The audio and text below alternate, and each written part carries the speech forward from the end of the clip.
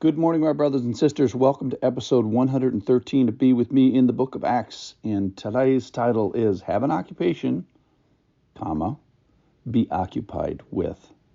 We're following the footsteps of Paul through the book of Acts. Now, there's a couple of other main players, Silas and Timothy, and they've been on another journey. We'll talk about that in a second.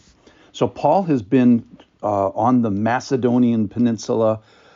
Down south of it is Athens, so he's gone from Philippi to Thessalonica to Berea, kind of working his way south.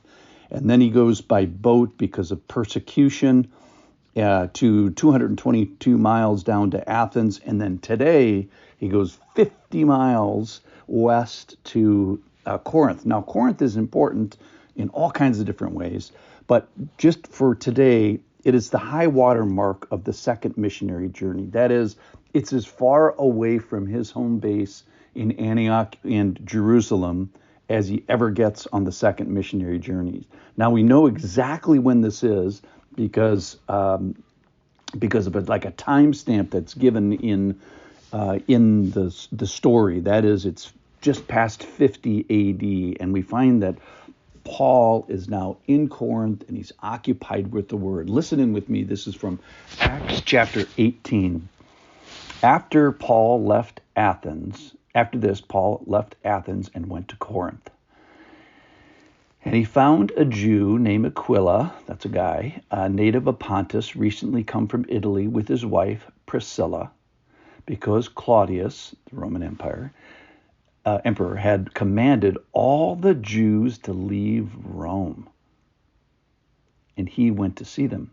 And because he was of the same trade, he stayed with them and worked, for they were tent makers by trade. This is Paul's occupation. Verse 4, and he reasoned in the synagogue every Sabbath and tried to persuade Jews and Greeks, those would be the devout people in the temple area.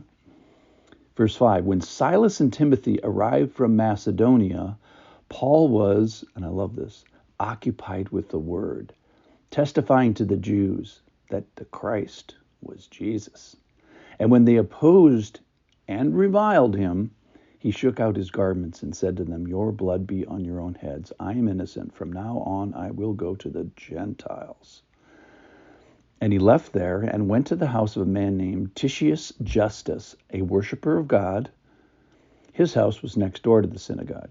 Crispus, the ruler of the synagogue, believed in the Lord together with his entire household, and many of the Corinthians, hearing Paul, believed and were baptized. Okay, so 8 verses today, and it's a smorgasbord of people. First of all, we've got Paul in his travels. Secondly, we have Aquila, who's this guy who has to leave Italy because he's a Jew. Now, we know that was in 49 A.D., was when Claudius, the emperor, kicked the Jews out of Rome. So this is after 49 A.D., probably 50 or 51 A.D., because he had to go and buy a house and get a trade going in Athens, or in Corinth. We were in Athens, now we're in Corinth.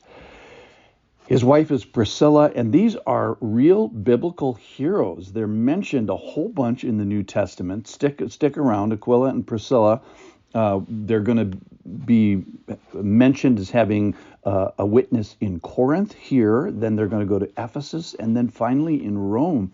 So they're mentioned a bunch of times in the New Testament. So they're workers. They take their work with them, which is tent making. And think about this, is who wouldn't like to have Paul as a house guest where he stayed and broke bread with them? And maybe Timothy as well, and maybe Silas. And I think when we get to heaven, wouldn't you want to have lunch with these guys? Well, Priscilla and Aquila actually did. And in fact, he stayed with them. So what a great exposure to these great men of God, and they finish well, which is really great. All right, it's mentioned in verse 5, that Silas and Timothy arrived back from Macedonia. Now, scholars say that Paul was chased out of Berea by the Jews that had come from Thessalonica to stir up the crowds. And so they ran him down to the coast. He traveled by boat 222 miles to Athens. And eventually, it is thought that Silas and Timothy caught up with Paul down in Athens. But they didn't stay there. They went back up to Macedonia to encourage the believers there. And this is what this refers to, is now they're arriving from Macedonia, not to Athens. They're arriving from Macedonia to Corinth, 50 miles away. And what do they find? They find that Paul is occupied. Now, not just by tent making.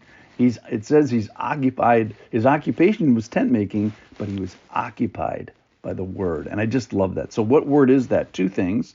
Number one is, what is the word at that period of time? There is no New Testament really at that time. So the occupation with the word is the Old Testament. And that's sort of like the old version of the word. The new version of the word is the Lord is inspiring Paul and using Paul to write the New Testament. So it's here in Corinth that Paul writes the New Testament, specifically 1st and 2nd Thessalonians. So not only has Paul sent his buddies Silas and Timothy back up to the Macedonian peninsula, he's going to write them. How many times? Twice. And in this chapter of the book of Acts, chapter 18, there's this time that just relaxes a little bit, because we find in a couple of verses down the road here, we find that he's going to stay for 18 months and be occupied with the word. So everything takes a chill pill just a little bit here. Finally, Paul changes venues after he gets opposition, and he stays with the family of Titius Justus, who's a Gentile. Then it mentions that the Jewish guy who runs the synagogue becomes a believer. He's mentioned again as a guy who was physically baptized by Paul, which was rare. So, all right, so it's a couple of teaching points. Number one, have an occupation, but be occupied with the word. Don't be surprised when you get some opposition to the message. He also gets opposition to his person, that he is reviled. The message is opposed and Paul is reviled. All right, a real smorgasbord today, but I think the call today is have an occupation, but be occupied with the word. Thanks for listening. I'll see you tomorrow.